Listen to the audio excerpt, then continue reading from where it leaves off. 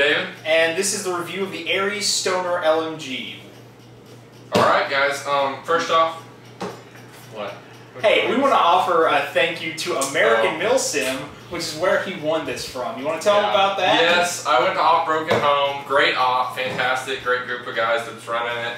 And they raffled off this gun. As you can see, it's got the little Broken Home engraving, ZShot, and American Milsim. A big thanks to ZShot and Aries who provided this gun. While we're looking at things in the gun, you've got the trades here, Stoner LMG. It's the real deal, approved by Knights Armament, the maker of the real steel. Alright. Okay, so let's talk about why this is a good LMG. First of all, you've got a quick detach inner and outer barrel. You want to tell them about that? Yeah, we've got this barrel pops forward. That's how you put the stick battery that powers the gun in.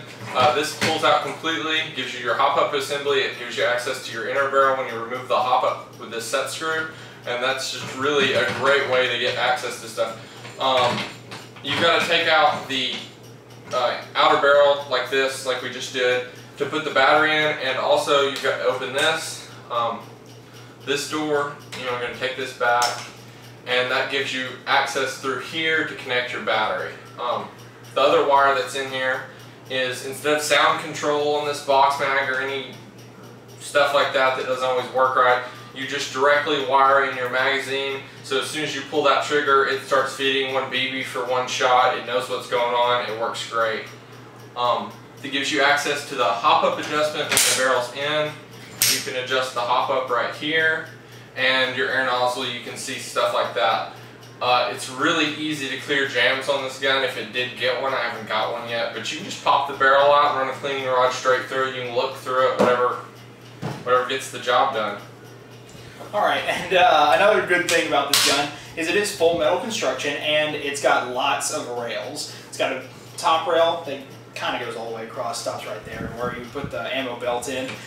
Two side rails and a bottom rail, and all those rails come with rail covers. We're assuming that this is CNC machined, so it is a little sharp, so if you didn't have this foregrip on there, you definitely would want these rail covers on there, because if you're holding on to these rails, it's eventually going to kind of tear up your hands, especially if you're getting sweaty and your hands are getting kind of soggy.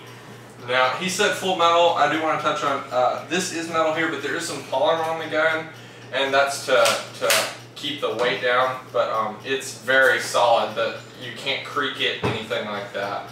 Even with this, then the foregrips, the foregrip came with it, as well as the rail covers. That was all in the box, along with the tool to, I believe it's with messing with the magazine, you use it for that. I'm not sure if this, it's just a little Phillips head. I'm sure it fits other things on the gun, but the purpose was for the magazine. And then it comes with a certificate of authenticity, because this is a Knights Armament approved gun. And then also you got a adjustable 6-position and easily removable stock. And what is it that you can get to if you take that thing off? It lets you get to the back side of the motor for the motor adjustment, because this is a version 3 gearbox, I believe. From what I can see, it looks like it's a version 3. Knowing Aries, it may have some unique things to it, but I haven't had the chance to take it apart yet. Luckily, it's worked great. So motor adjustment, and then I believe, from what I can tell, it appears to have a flathead screw down in there, which I think is that quick change spring thing that you've seen showing up on a lot of guns lately. Alright, and now let's talk about why the Stoner is a better LMG than other LMGs. And I'm going to start that off with, as we mentioned earlier, the magazine feeds when you pull the trigger. And with other LMGs, I once owned the A&K M249, and I mean, I've seen people who've had pretty good luck with that gun. I did not. Mine fired to the left, but that's not the point. The thing is it had like a sound activated magazine, and that really did not work very well.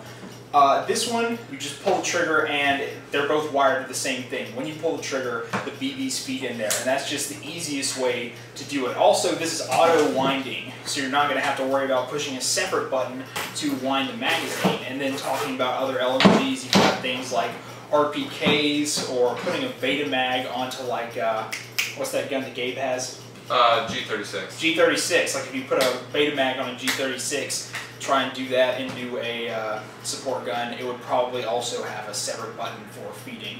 This is just all one thing, and it feeds from the bottom instead of having one of those little pansy feeding tubes like the M249 has, because once that thing rusts, it's not going to be that good. The little coiled metal, I don't know if it rusts, but it's just, I mean, we bang stuff around playing airsoft. You're out there, you're having fun, you're running, gunning, and you could smash one of those little tubes on something or get it hooked, and all it is coiled metal wire, so that's easy to destroy. This feeding nozzle is just in the center of the bracket that attaches here, and so it feeds up straight through. It looks just like the little hole you'd have on top of M4 mag or whatever else, and it feeds straight through that bottom side. The only trouble I did have with this is if I pulled the barrel out, which is stupid of me to do anyways, but if I pulled the barrel out after it's been feeding and has ammo in it, it will run the rest of the few rounds up. It's not really a problem. The loading door here is it's a good size. It's not real big, but it's easy just to take like your Elite Force BB bottle and pour right into the chamber here. Laughing at me. We did the shooting test with Elite Force .25s. That's why he's laughing. Stupid. We've got this opening on the bottom. You unzip the canvas, and you can see the mech in there, and the wheel. It looks kind of like your high cap magazine, except there's the automated internals. Zips. They did put a button on here, which is nice. You don't have to worry about that zipper coming undone. Broken Home, for instance, was real dusty, so you don't have to worry about this coming down and you getting dirt or dust in there. It's just keeping it clean and working good. And then also bring that gun back up. All right. This thing is a full 4 pounds lighter than the classic Army M249, which, I mean, at that point you may as well just like slap a barbell weight right on the front of your barrel. I mean, like, if you were trying to meet the weight of the M249 on this thing, you could put a grenade launcher on here and you still wouldn't be there. I mean, at that point, you're heavy weapons and support, and you're still not carrying around as much weight as that guy that's carrying that saw. And I mean, the saws, I've seen RPKs and I've seen M60s at some of these ops, but really, they are one of the most popular guns, and after holding this, I really don't see why. I was holding it from his face earlier because this gun's light. You can hold it up like that really easy. There's a photo of I think it's the Knights Armament CEO or something. He's holding it up like that, showing it off. It's just, yeah, lightweight is one of the best features. It feels like a rifle. It doesn't feel like a support weapon. I mean, it's beefy. It feels like a support weapon. You've got your box mag and everything, but it doesn't feel like it holds you back any. It feels like you can get right in the fight with it. Yeah, and that's another thing. It does feel like a rifle. Like, when you use this thing, it's not awkwardly long. It's not awkwardly heavy or wide. That's another thing. When you get one of those LMGs that has the bigger box mag, you're kind of having to, like, reach around. And if you're not, like, I'm only 5'6". If you're not like 6 foot tall, it can feel a little wonky trying to like use one of those big old support guns with one of those big box mags. The box mag does, it kind of straddles the middle. It's a little bit over to the left side with the belt and everything, but it's not like, what is it, the M60 or whatever that has it just all hanging off the left side. Yeah. So it gets you the ability to reach around either side equally, and with that being ambidextrous, you've got your fire selector on both sides, which is nice. Yes. All right, and now let's talk about what's wrong with it. As we've already said, the barrel comes off, and that's how you put your battery into this tube right here. I personally have never put a battery in this thing, but in other reviews and other people who've played with this, they say that that's kind of a pain, getting that battery into that little thing. Well, getting the battery in is fairly straightforward. I mean, you just slide it in. The wire might get in your way, but it's not hard. The biggest problem is just having a stick battery. I've run M4s mostly. I've got a SIG and other things, but I've never had to have a stick battery. I haven't had an MP5 or anything that takes one, so if you're a guy who has an MP5 and you're going to this gun, that'd be awesome. You got stick batteries for your MP5, this is good to go. But for somebody like me, that was just kind of, I had to get a stick battery. I didn't have one. But if you do wrap your battery in anything, like if the plastic shrink wrap starts cracking and you put electrical tape on it trying to take care of stuff, if you put more than one, maybe 2 layers, depending on how the wiring is on the side of your stick battery, it will get real tight real fast. Okay. But the connector is easy to get to. If you've got enough wire, you just plug it in, good to go. Alright. And for all you Black Ops fans out there, this isn't that Stoner. That's the Stoner 63, whereas this is the Stoner 96. The Stoner 63 was used back in NAM, but this one started off in the War on Terror, but the US picked the M249 for their official LMG. But this did see some action with the private contractors because of its compact size and weight.